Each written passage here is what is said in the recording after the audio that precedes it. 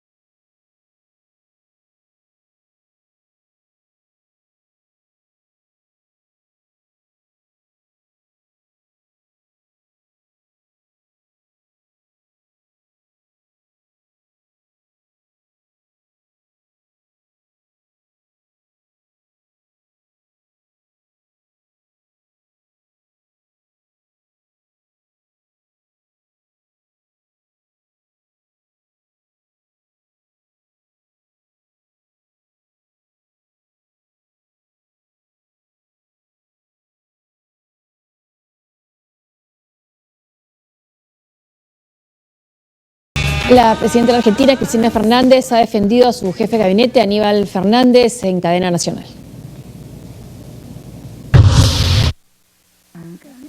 La presidenta argentina Cristina Fernández de Kirchner habló por primera vez de la denuncia publicada contra su jefe de gabinete Aníbal Fernández en el programa de televisión Periodismo para Todos de Jorge Lanata. Ocurrió durante una cadena nacional transmitida desde la Casa Rosada, en la que además anunció un aumento de 12.49% para los jubilados. Según Fernández, la denuncia publicada por Lanata es parte de un mecanismo antidemocrático. Y la verdad es que estas cosas, en realidad, que nunca terminan en nada, como todas las denuncias, en realidad es un procedimiento que viene a reemplazar, porque son dispositivos antidemocráticos estos, dispositivos antidemocráticos que son accionados en momentos precisos y contra personas precisas y en procedimientos electorales precisos. La presidenta ha criticado también a la diputada Elisa Carrió por permitir que José Luis Salerno ofrezca una entrevista desde la Casa de la Política. Según Fernández, esa vivienda parecía un aguantadero, es decir, un lugar para ocultar a delincuentes, ya que Salerno está procesado por narcotráfico.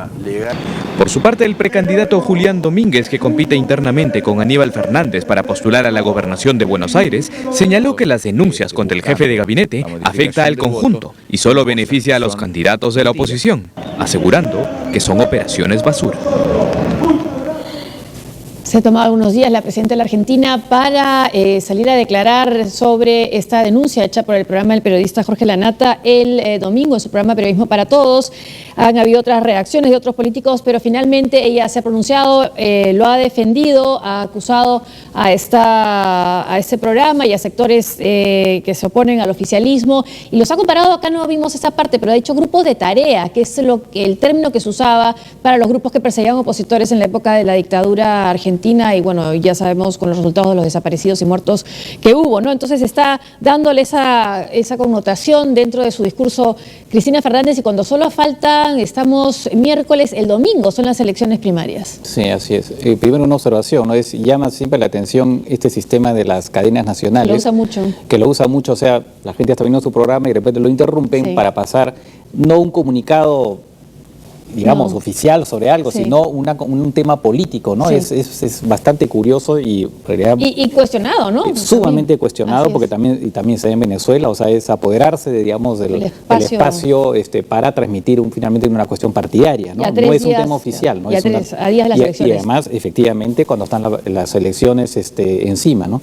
Ahora, ¿qué pasa con este asunto? Esto tiene un nombre que se llama efedrina. Sí.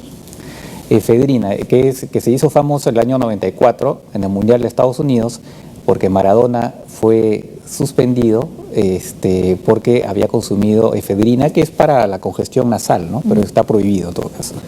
Entonces, lo que sucede es que la efedrina es utilizada como materia prima para fabricar éxtasis.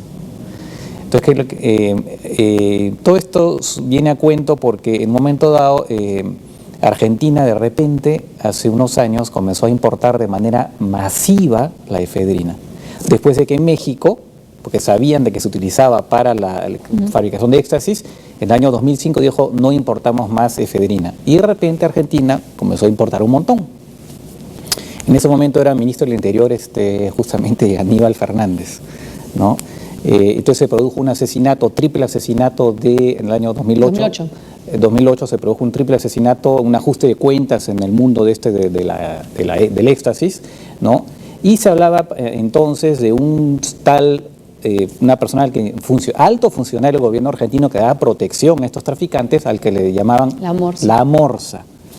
Entonces nunca se supo quién era la Morsa. Pero claro, uno ve la cara de... Sí, es difícil no asociarlo con... Es difícil no asociarlo. Ya habían sospechas que podían decir que él podía ser la Morsa, efectivamente, Aníbal Fernández.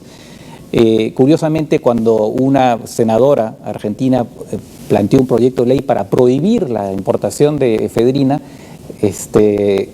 Aníbal Fernández, entonces ministro del Interior, mandó una carta diciendo que eso significaba violar los derechos humanos de los enfermos, ¿no? Entonces, hay varios elementos ahí, ¿no? Y entonces, lo que ha pasado con el programa de Jorge Lanata es que entrevistó al asesino, digamos, el ejecutor material, que se llama Lanata de pura que también casualidad. se pedía Lanata de pura casualidad, y donde este señor dijo esta vez que en realidad digamos que Aníbal Fernández formaba parte, incluso era una especie de cabecilla de esta organización dedicada a la fabricación de éxtasis a partir de efedrina, ¿no? Entonces, claro, él siempre, y lo curioso es que este señor, Lanata, el asesino, antes había mandado un mail el año 2009 a Aníbal Fernández, diciéndole: por favor, yo le estoy escribiendo para desmentir cualquier vinculación que usted tiene con todo este tema, ¿no? Era un poco extraño porque, qué raro, ¿cómo así más consigue el mail del señor del ministro, ¿no? Y bueno, siempre, y ahora de repente, de pronto, lo involucra. Entonces, claro. ¿Y en qué momento? ¿En qué momento, no? O sea, ya ha sido condenado y además, claro, en realidad es un tema que que tiene muchas aristas, ¿no?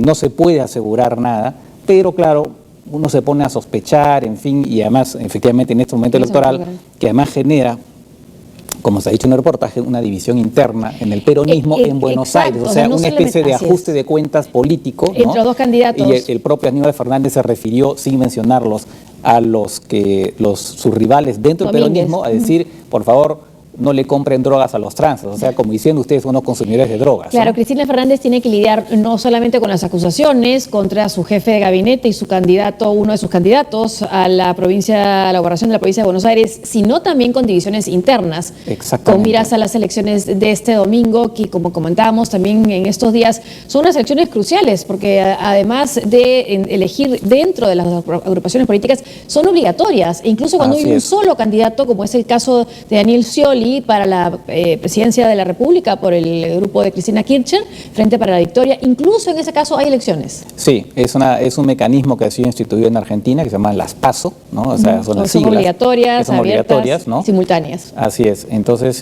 y claro, forman parte, pues, y que de alguna forma van indicando lo que podría ser el resultado final, ¿no? En las elecciones que van a ser en octubre, ¿no? Lo que sorprende, ¿no? Con las crisis políticas